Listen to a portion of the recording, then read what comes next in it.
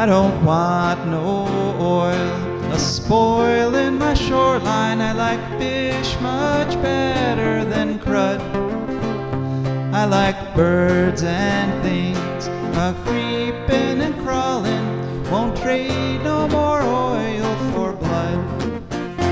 The sun done give us all we need to make this country run. But that black demon oil's got us fussing and fighting, and I do believe it's time we was done. I don't want them nukes run by them kooks who think radioactivity is fun. No more three-headed frogs or kids with leukemia. Nuclear power ain't fit for a dog.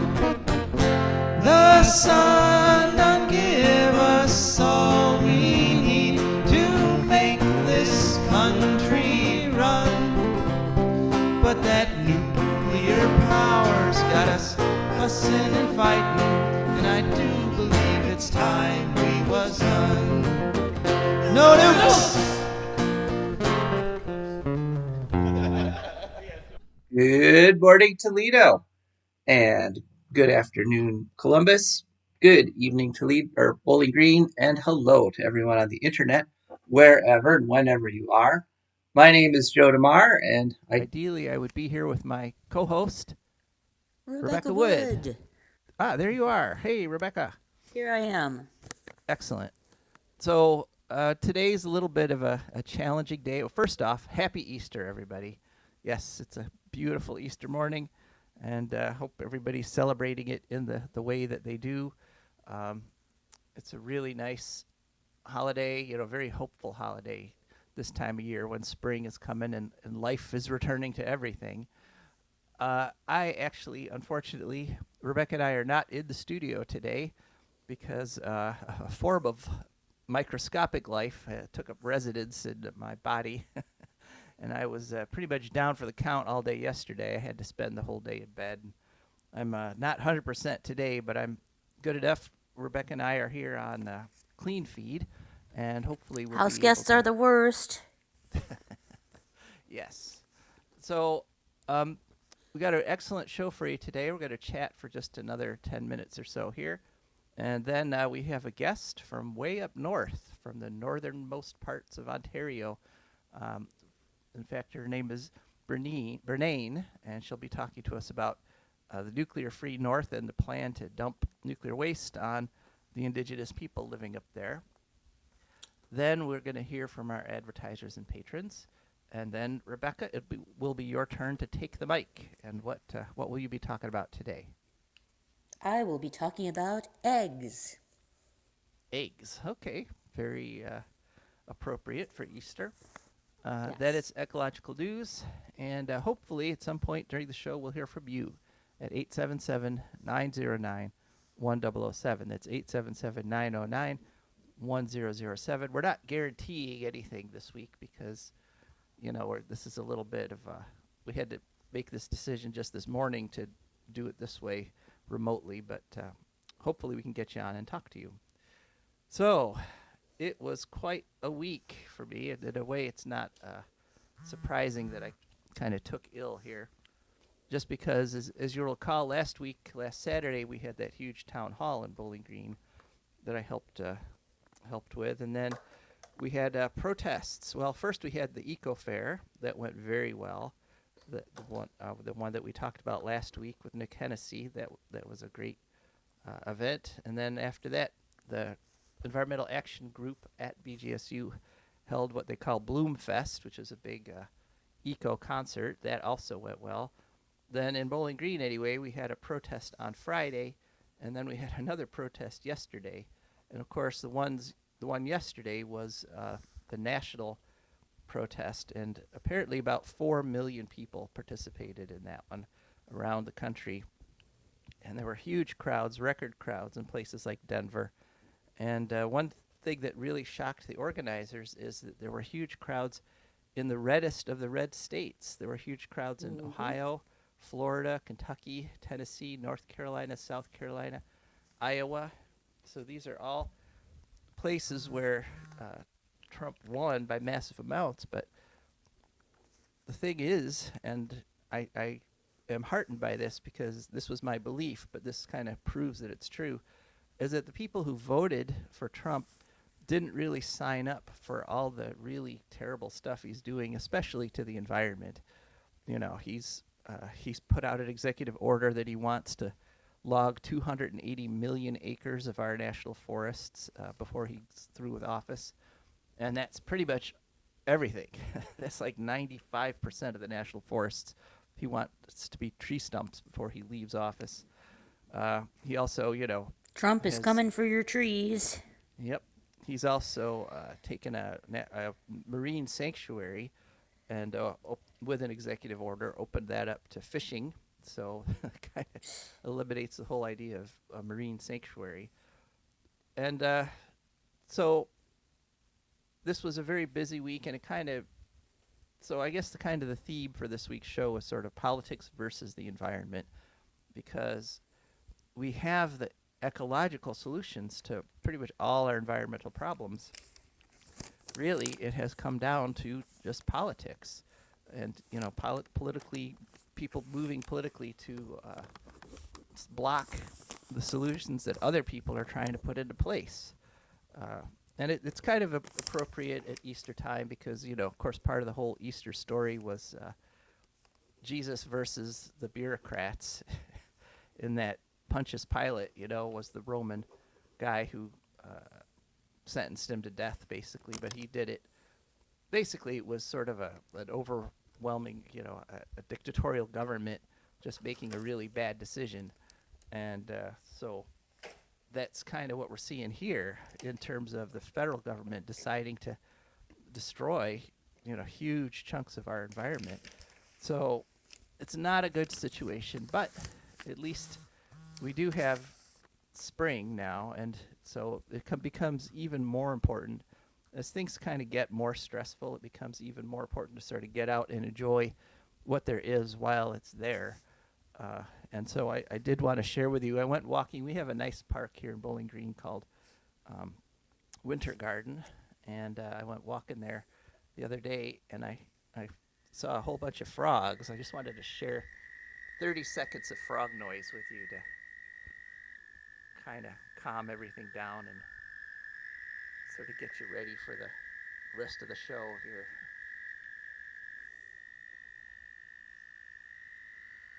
Yeah. Isn't that calming? That's some nice frog noise. Yeah. I'm pretty sure those are what you call cricket frogs. I actually caught a glimpse of them. They were these little gray frogs that look pretty nondescript, but they're very nice looking, nice sounding frogs. And that's the thing to remember, is that if we stop destroying the environment, it will come back. I mean, nature has proven that over and over again in different places, in different environments. I mean, there's exceptions, like if we harvest the metal nodules at the bottom of the ocean, though the ocean won't come back from that, because those metal nodules take hundreds of millions of years to grow, and they're the only source of oxygen in the deep ocean. And so when you remove them, you sterilize the deep ocean. But for the most part, and certainly on land for the most part, if you leave it alone, it will come back. And so what's happening with our guest here is that she is in a situation where the government of Canada, specifically Ontario, and we've talked about the mad premier of Ontario before, Doug Ford. Doug Ford and the Ontarian government wants to take all the nuclear waste that they've generated with their CANDU reactors and dump it onto Native American, onto indigenous Canadian land way up in northern Ontario. And so there's a group of people that are getting together to fight it. And so I was lucky. That's where the woods is from. That's where what? That's where my great great grandparents came from. There was like a stopover from when we came from East Anglia Really? to North Ontario. Huh. Well, what do you know? So that's your old, that's your ancestral ground there. They're thinking of Yep. making radioactive. So, and again, it's politics. You know, the situation is that Doug Ford thinks he can dump stuff up on in the north where it's like sparsely populated because he wants to get votes from the people in the south, and nobody in the south likes having that nuclear waste hanging around. That see these nuclear waste piles are basically piling up at all the nuclear reactor sites. And who wants that? I wouldn't want that near my home. But he's playing the politics of, oh, we've got this densely populated area here with lots of votes. So what we're going to do is we're going to move the waste over to this sparsely populated area that doesn't have many votes, and that way, he gets, it's very crass kind of calculating. But Doug Ford, like we say, he's kind of a he's fashioned himself after Trump, which was interesting. But then when Trump threatened to invade Canada, he puffed himself up as the anti-Trump politician, the I'm going to stand up to Trump politician. But as we know, he then backed off and is like now trying to buy nuclear power plants from the U.S. and things like that. So anyway, this is all but just part of a bigger picture, but it was a very interesting interview, and I think you'll enjoy it. Let's go to that interview now. Hello, and welcome to For a Green Future. Could you please share with us your name and who you're with? Hi, yes, thanks for having me. My name is Brennain Lloyd, and I work with a regional organization in northeastern Ontario called Northwatch. But we are part of a broader alliance called We the Nuclear Free North, which is groups in the Northeast and the Northwest. And that's the group that we're focused on the proposal to transport, bury, and abandon all of Canada's high level waste in northwestern Ontario. Mm-hmm. And this plan, it seems on the face of it kind of what we would call environmental racism, that apparently it's targeting lands owned by indigenous people to put the whole country's waste into. Do you think that's a fair assessment? Well, I think all of Northern Ontario, really all of Canada, is either treaty land or the treaties haven't yet been developed. But all of Northern Ontario is treaty land. So this is all lands where there are lands and waters where there is a clearly stated Aboriginal right, treaty right, title right attached to that land. So it is environmental racism. It is environmental injustice against the region. The Indigenous people certainly be given their authority over these areas, but also against the land and water. And this is something that is not, unfortunately, unique to just this issue in Ontario. We actually have a different set of rules for Northern Ontario than we do for Southern Ontario in a couple of instances. For example, air quality regulations. The levels of releases of contaminants can be higher in Northern Ontario than they can be in Southern Ontario. Something not many people know, but something which we live with every day. And this is not the first instance of the nuclear industry attempting to transfer their waste from Southern Ontario, where the reactors run, where the uranium is converted, where the fuel is produced, transferring the waste from Southern Ontario to Northern Ontario. This, I'd say, is the most extreme example, and it is the farthest the industry have ever gotten in decades of various attempts. This is the farthest they've gotten in actually being able to transfer wholesale those large stockpiles of highly radioactive waste, nuclear waste, from Southern Ontario to Northern Ontario. And we do follow what goes on in Ontario here because so much of what's happening there, like Doug Ford tearing down the wind turbines when he first came into office, Right. and now the push to build more nuclear reactors in Ontario. Is this a part of a larger pattern with Doug Ford's political party, or is this more of a like sort of an industry thing that's happening?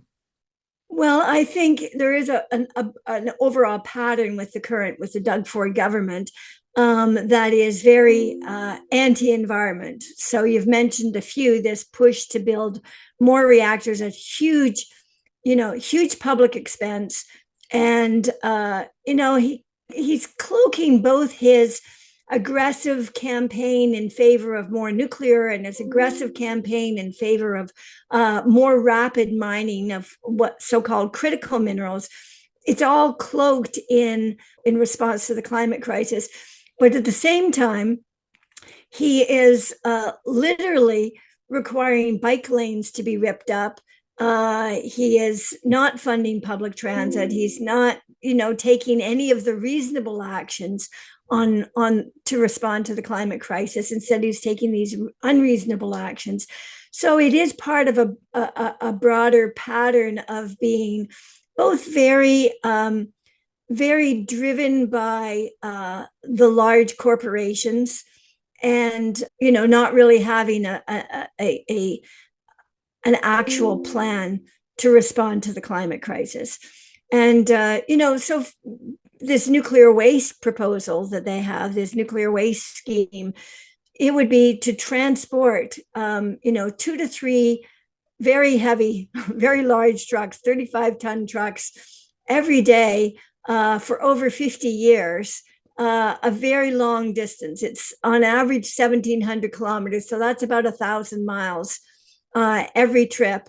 That just makes no sense from any perspective. From a climate perspective, it certainly makes no sense to be moving these materials those kinds of distances. So it really is smoke and mirrors, and it's not a climate friendly, and it's not a northern friendly approach. It wasn't the Doug Ford government that brought this forward. This has been a long time in the making, and it was actually the federal government that gave it the yellow light back in 2002. And it will be the federal government that will give it either the red, yellow, or green light in a few more years' time, when there's a final decision on whether it can proceed or not. Mm-hmm. So who would stand to get hurt by this? And what basically what's at stake in terms of environment? So, I mean, in the short term, one of the consequences, which I don't think the reactor communities look at. So we have the wastes in Ontario are at 3 major stations: Bruce on Lake Huron, and Pickering and Darlington, very close to each other on the north shore of Lake Ontario. And I think that those reactor communities have been told for decades that the waste will go away. And I think because of that, I don't think they pay enough attention to the condition that the waste is being managed in now at the reactor station. And there's a lot of deficits in the way the waste is being managed. It's not so.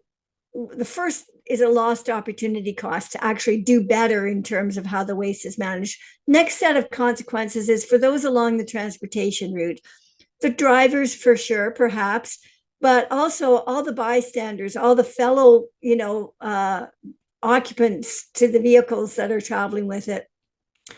These packages, they do have shielding, but they still give off low levels of radiation. And the industry says, well, it's just a little, and the trucks will keep moving, but the trucks won't always keep moving. I drive these highways regularly because I live some distance from the site, and every trip I do, I take, I'm stopped, and I'm stopped on the highway. I'm stopped for accidents, for construction.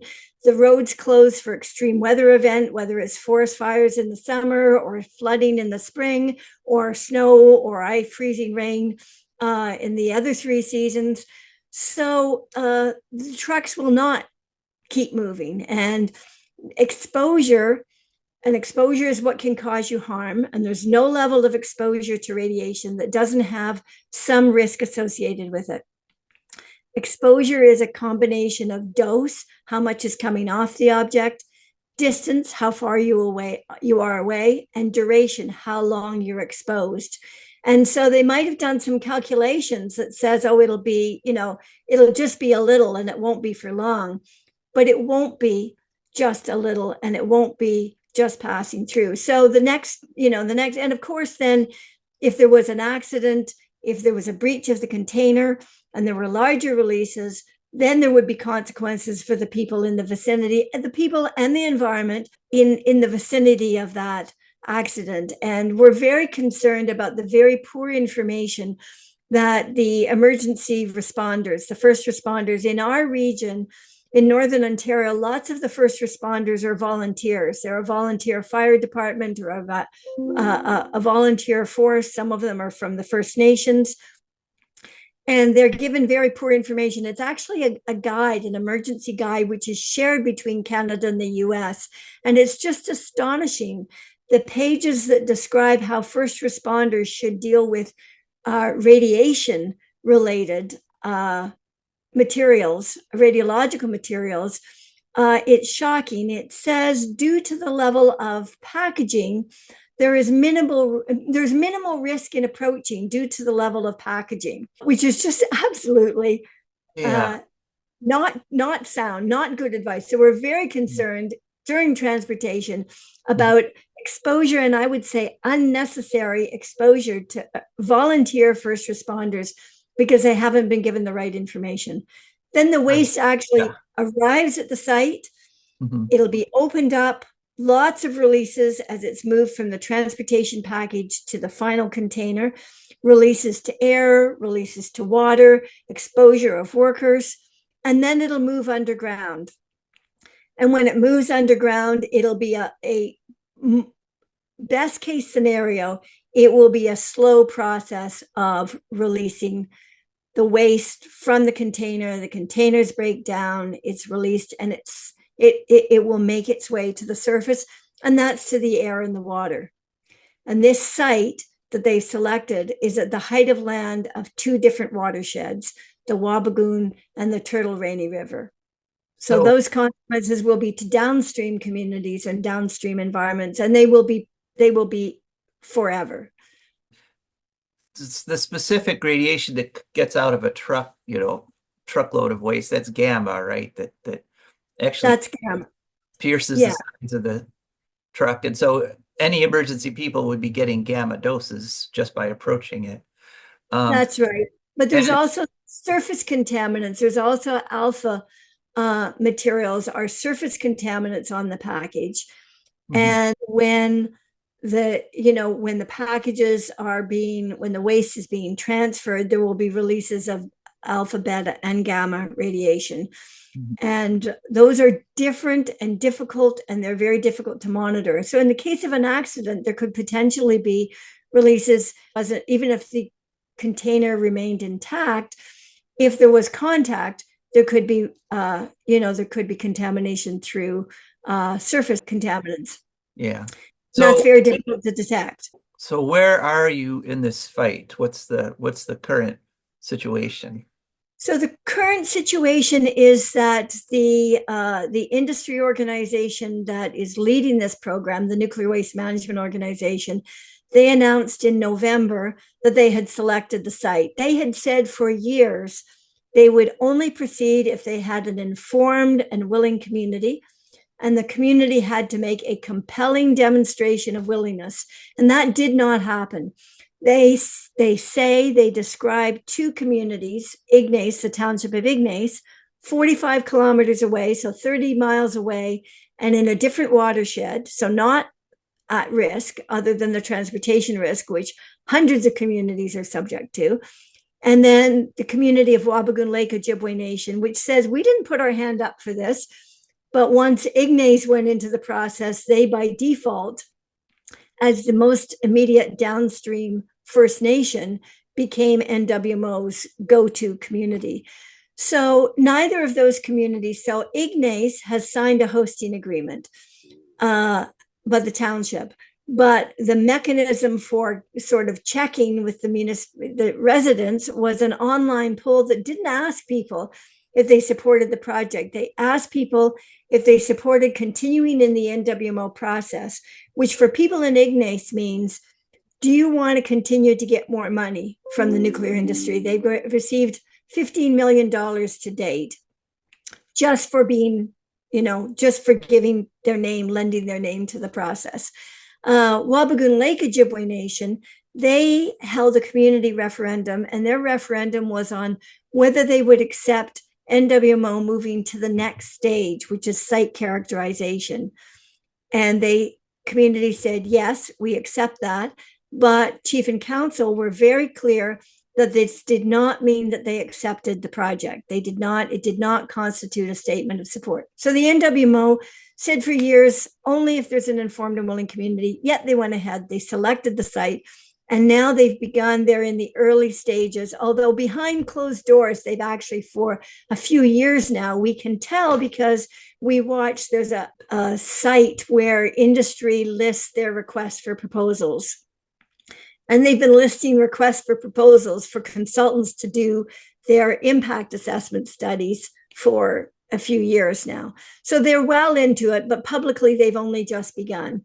So the next stage, they will initiate the impact assessment process, which a few years ago replaced our federal environmental assessment process. Now we assess impacts, not the environment, an important distinction, and a licensing process with the Canadian Nuclear Safety Commission. So that will all begin sometime in 2025. They'll file what they call an initial project description. The public will have a very short period of time to comment and say, is it a full enough description of what they intend to do? And that then eventually, after a couple of iterations, becomes guidelines that the NWMO will have to meet as they prepare their impact assessment statement. So it'll be a set of binders, thousands and thousands and thousands of pages of reports.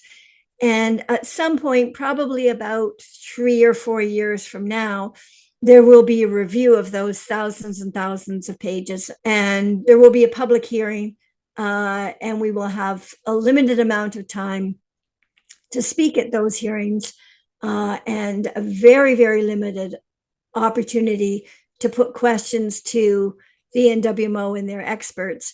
And then a decision will be made by the federal government as to whether or not it's accepted or not, based on a recommendation from a hearing panel.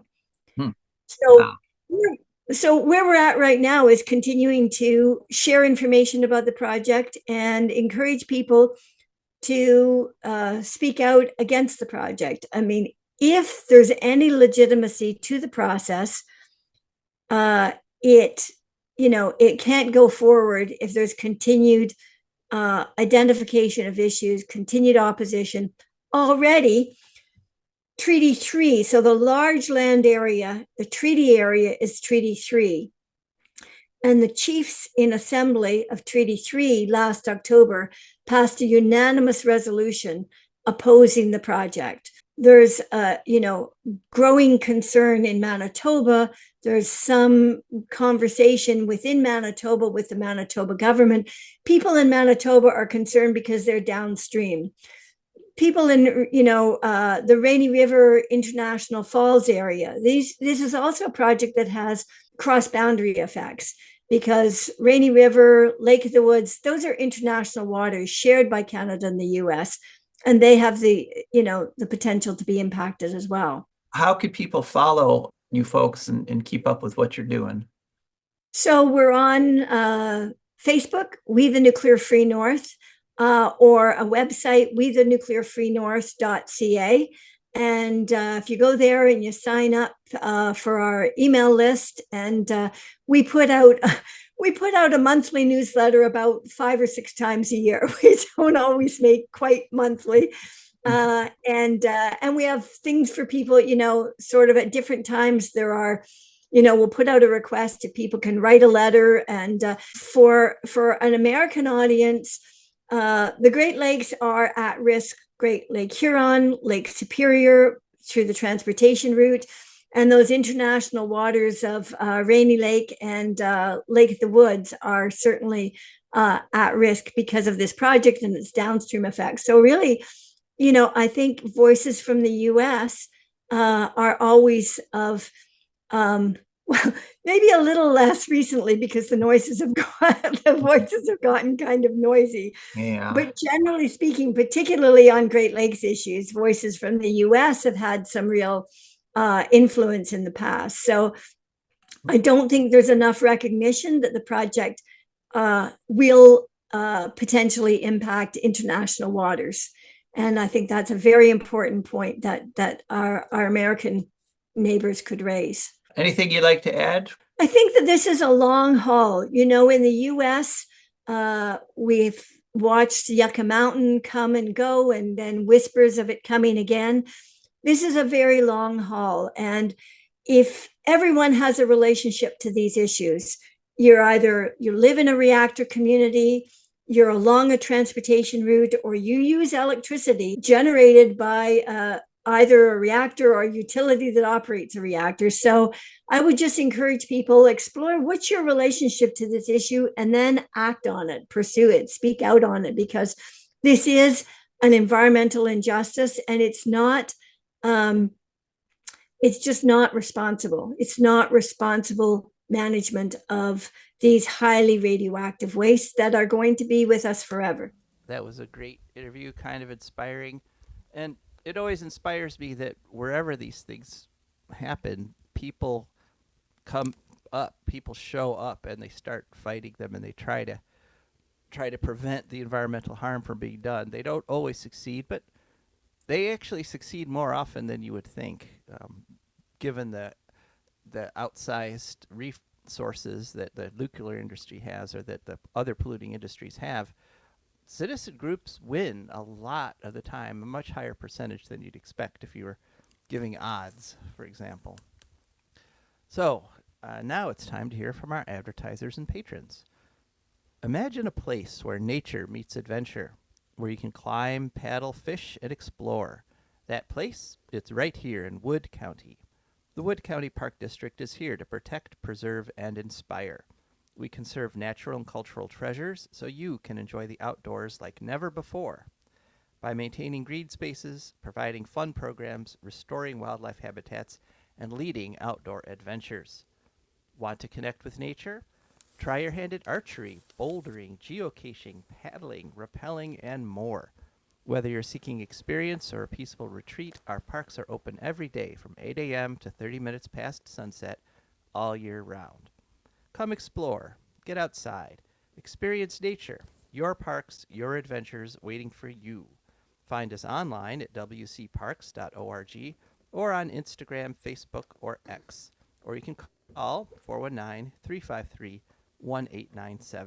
The Wood County Park District, preserving nature, creating adventure, and inspiring a greener future. And then I have two public service announcements regarding the parks. Next Sunday, April 27th, from 2 to 4, is the Earth Day celebration, the Wood County Park District's Earth Day celebration at the Montessori School on Sandridge Road in Bowling Green. And then on May 5th on May 3rd, 5/3, from 10 a.m. to 1 p.m. at the Wood County Fairgrounds, they're having their annual native plant sale.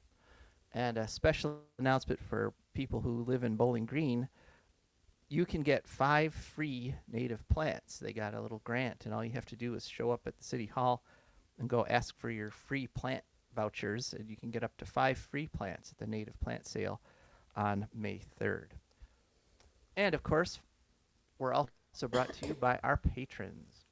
And our patrons are wonderful people, and those are people who've gone to patreon.com, Patreon. There they searched for a green future. Up popped our Patreon page. They scrolled through looking at the different membership levels, and they picked a level that matched their budget. And so once they sign up, every month a little bit comes out of their account, comes over to us, and that's how we can keep this show on the air. And I think it's important that we keep this show on the air. I think it's getting more important every day that we keep this show on the air. And one of the things that we like to do while we're on the air is give the mic over to Rebecca. Rebecca, what have you got for us this week? Alrighty, I wanted to talk to you a little bit about eggs, kind of as an abstract concept. We're used to, this is a day when we celebrate chicken eggs because they're a symbol of new life and whatnot, and they're tasty and things. But eggs play a really crucial part in nature and creation of new life of all kinds, actually. Um, Strictly speaking, an egg is an oval shaped reproductive body containing an embryo, assuming it's fertilized. Not all eggs are fertilized, obviously. Produced by fish, reptiles, and birds, it says primarily. However, you dig a little deeper, you find out they're also produced by frogs and salamanders, so amphibians. Yeah, let's see. Besides, you got all kinds of insects. You got moths, butterflies, spiders, and centipedes all laying eggs. Oh, and a couple of types of mammals. Um, Actually, platypuses and echidna both lay eggs. I don't think platypuses count, they do all kinds of weird stuff. So, yeah, very popular way to reproduce. Obviously, in Collins' dictionary, it said that another definition that's used is used to refer to a cell produced in the bodies of female animals and humans, which then can join with a sperm gamete and cause reproduction. But that's not the same as the kind with a somewhat hardened exterior in some way. Obviously, the eggs produced by frogs or centipedes are not as hard. They don't have the really hard exterior. There was actually just a couple of articles that I saw about spotted lanternflies and how you're supposed to look for egg clusters right now on your patio furniture and stuff because they're not good. They're leafhoppers. They eat too much stuff. They're invasive. So, yeah, just clear them right off if you find them. So, yeah, the oldest animal known to have laid eggs, or strongly suspected anyway to have laid eggs, was something called a Hylonomus and a Paleothyrus, which are both aquatic reptile relatives, meaning something sort of like a reptile but not quite, I guess. And that was 310 to 300 million years ago. So what came first, the chicken or egg? Well, the egg came first, end of story. Those were not chickens, and they were definitely laying eggs. So yeah, they're a good thing to eat, especially chicken eggs, because the embryo often contains its own food store, so it's a good sort of source of protein and whatnot. In chicken eggs, the albumin, the yolk contains the protein, and the albumin, the white part, that is, contains. It's there mostly to cushion the yolk, but also as a supply of as additional food supply if necessarily for more nutrition. And then I looked up the parts of the egg in Encyclopedia Britannica and immediately wished I had not because just the yolk has just so many different parts. It has something called a blastodisc, which is on the outside of the yolk, and it's white on an unfertilized egg. I think I've seen these while cooking eggs, like that little squiggly thing you see in the white squiggly thing in the egg that you're like, oh, what's that? Let's mix it in, make it go away. Yeah, that I believe is the well, no, that's the latebra. The latebra connects to the blastodisc. It goes from the blastodisc to the center of the egg. And it's a kind of a tube or flask shaped thingy that is like a tunnel that the sperm enters at the blastodisc and moves to the center of the yolk where the embryo development begins. Apart from that, like there's a bunch of all those that thing that you just see as yellow in the yolk is actually layers of light and dark yolk membranes. That is why you gotta stir them up to make scrambled eggs, I guess. So yeah, and then there's the yolk membrane, which separates the yolk from the albumin. So that thing that you just stick a fork in and swirl it around to make it uniform is actually insanely complicated. And I did want to mention as my zinger fact here that this connects not only to Easter, because we're talking about eggs, but also Earth Day, because one of Rachel Carson's big motivations for one of the big things she was on and about in her 1962 book Silent Spring was that DDT destroys the shells of eggs and makes new little baby birdies not hatch out. Right, right. And that was the Silent Spring was one where there would be no bird song because none of their eggs would survive with the continued Right, accumulation of DDT. Yeah. right. All right. Well, thanks, Rebecca. It was Thank you. now I'm, all hungry and everything, which is good Yeah, me too. because I haven't been hungry for like a day and a half here. But all right, on to ecological news. And our first story comes from cleveland.com on April 8th, and the title was Ohio among top states for solar power, but it's slipping thanks to Republican opposition. And so this is in keeping with the theme today. It's just that, politics are just keeping good things from happening, frankly. Last year, 2024, enough solar was installed in Ohio or enough solar was generated in Ohio to power 400,000 homes.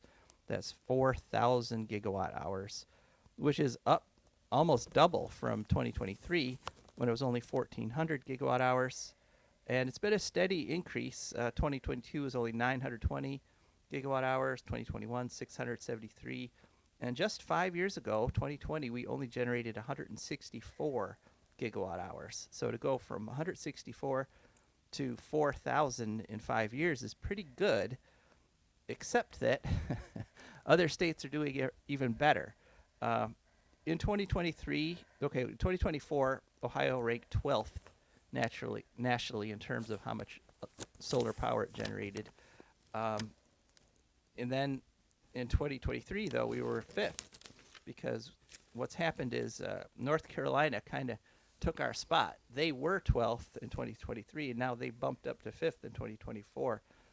And essentially, what's happening is Republicans, for some reason, have decided it's their thing to oppose solar systems wherever they're proposed. And the Republican legislature, of course, we've talked about this many times, has passed a law saying that local governments can ban wind and solar.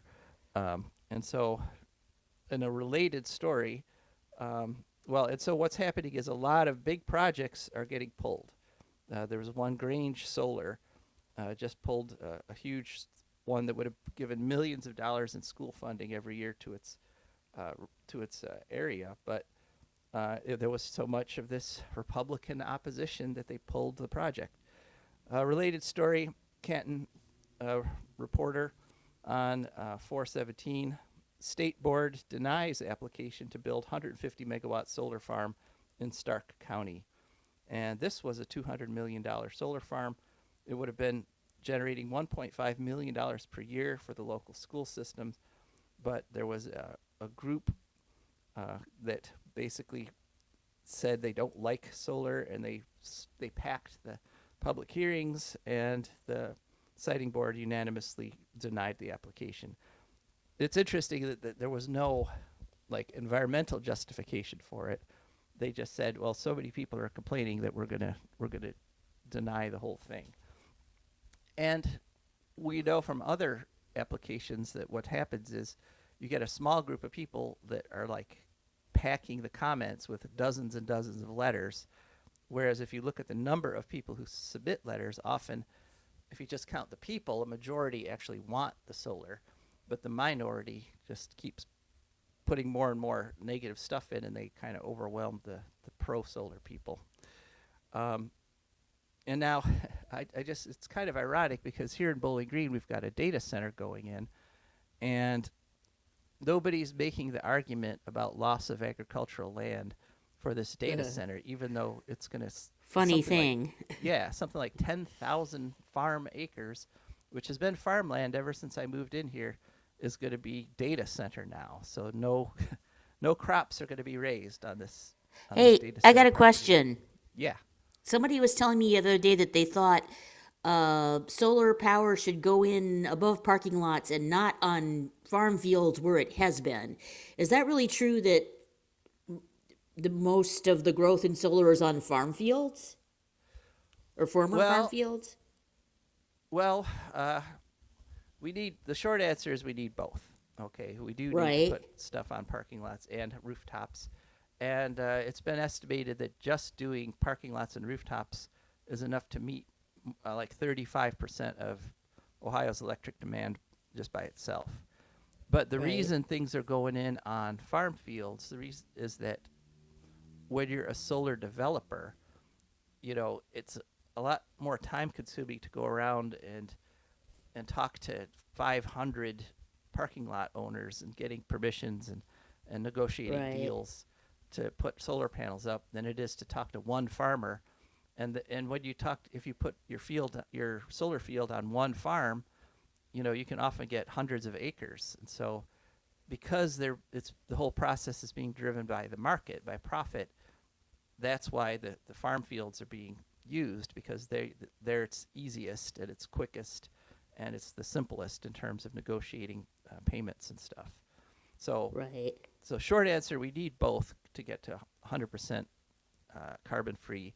But the reason things are going in on farms first, and of course, as we know and as we've reported with agrivoltaics, more and more farmers are learning to farm underneath the panels.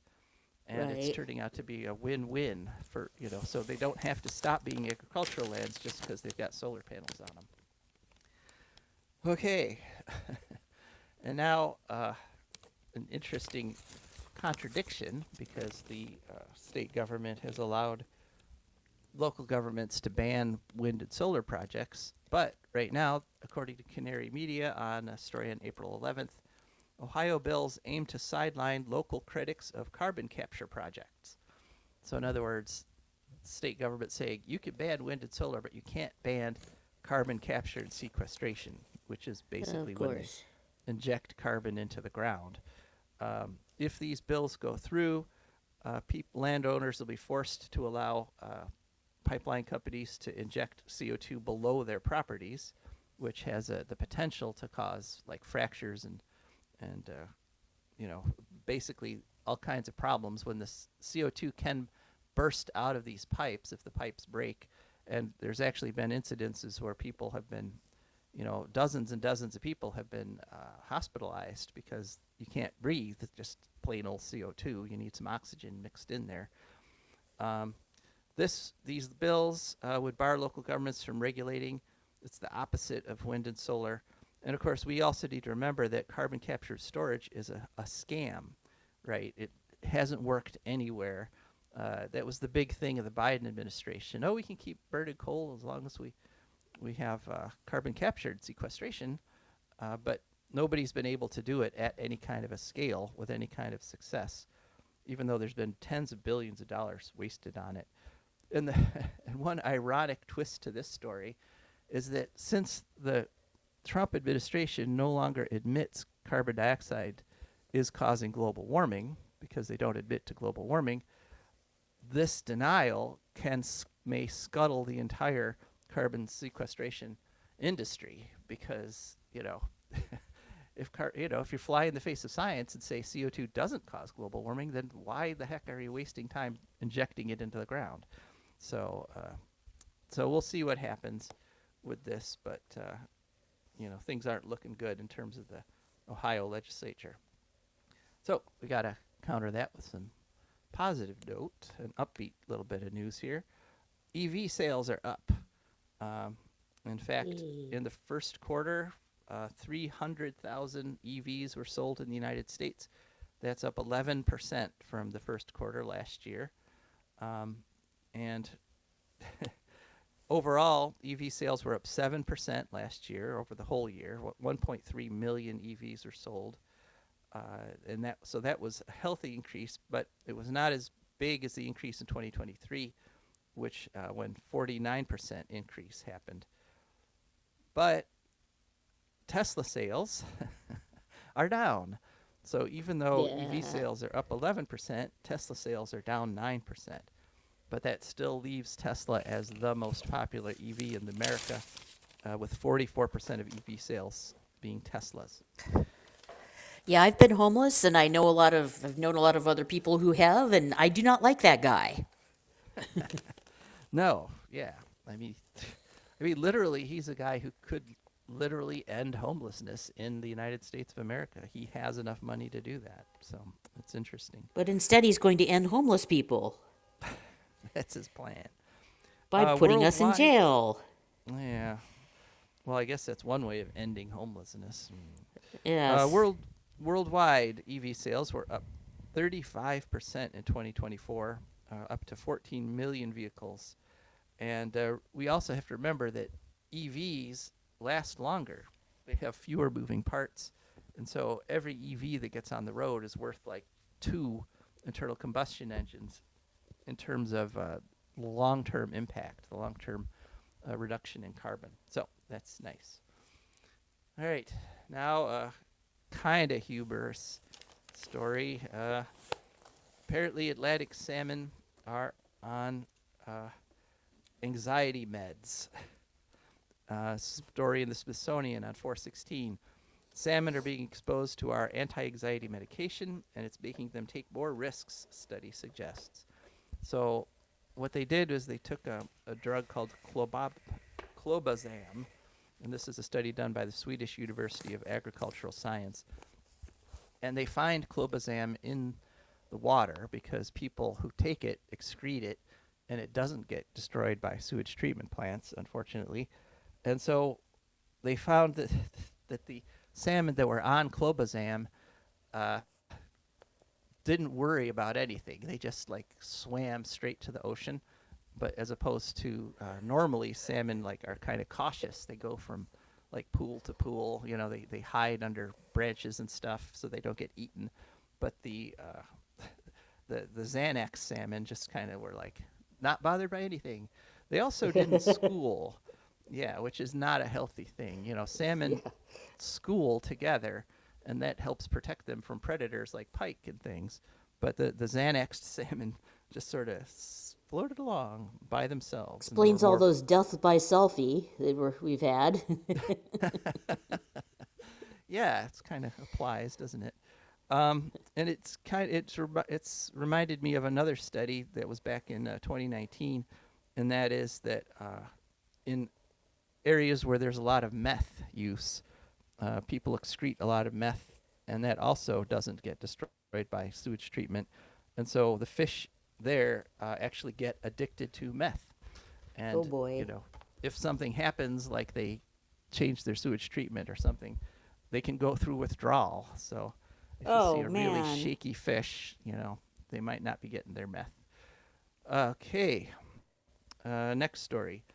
Trump administration halts construction on New York offshore wind project. This is from Inside Climate News, April 18th. The Empire 1 offshore wind farm, it was scheduled to be 54 turbines, enough to supply 500,000 homes and create 1,500 jobs. The lease was granted back in 2017, but Trump has just stopped it.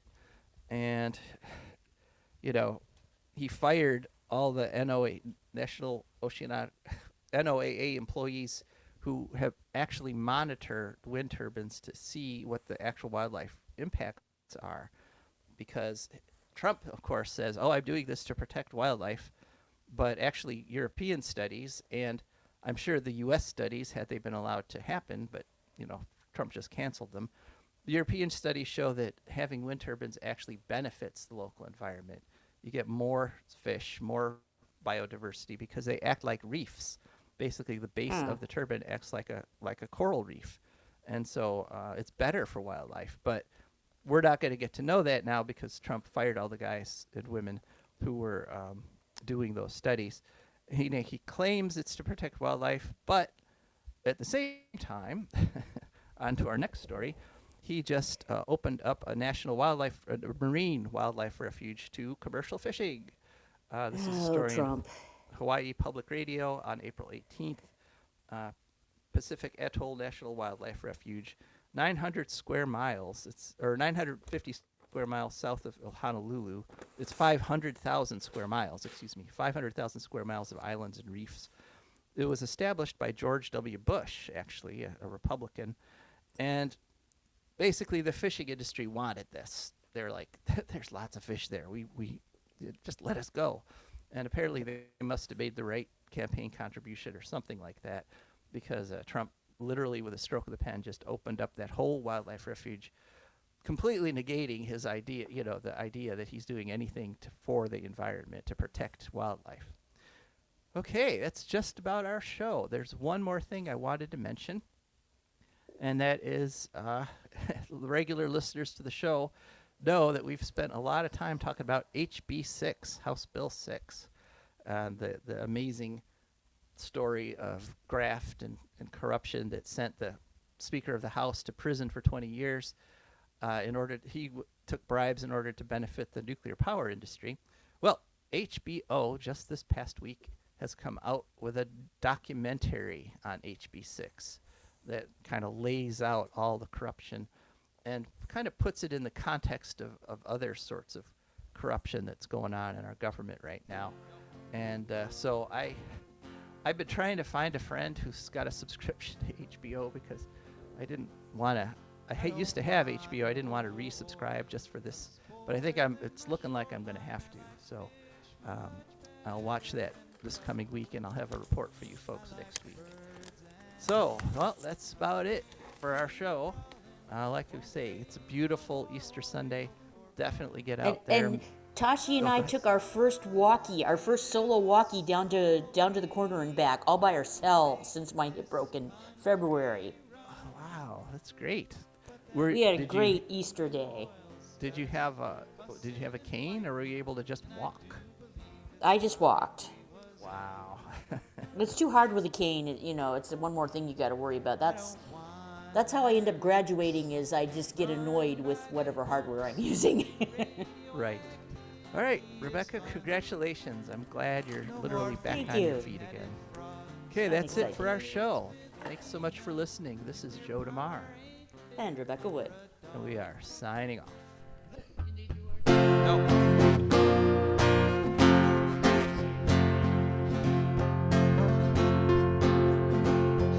I don't want no oil, a spoiling my shoreline. I like fish much better than crud.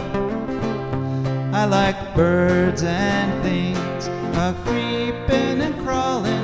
Won't trade no more oil for blood. The sun done give us all we need to make this country run. But that black demon oil's got us fussing and fighting, and I do believe it's time we was done. I don't want them nukes run by them kooks who think radioactivity is fun. No more three-headed frogs or kids with leukemia. Nuclear power ain't fit for a dog. The sun done give us all we need to make this country run. But that nuclear power's got us fussing and fighting, and I do believe it's time we was done.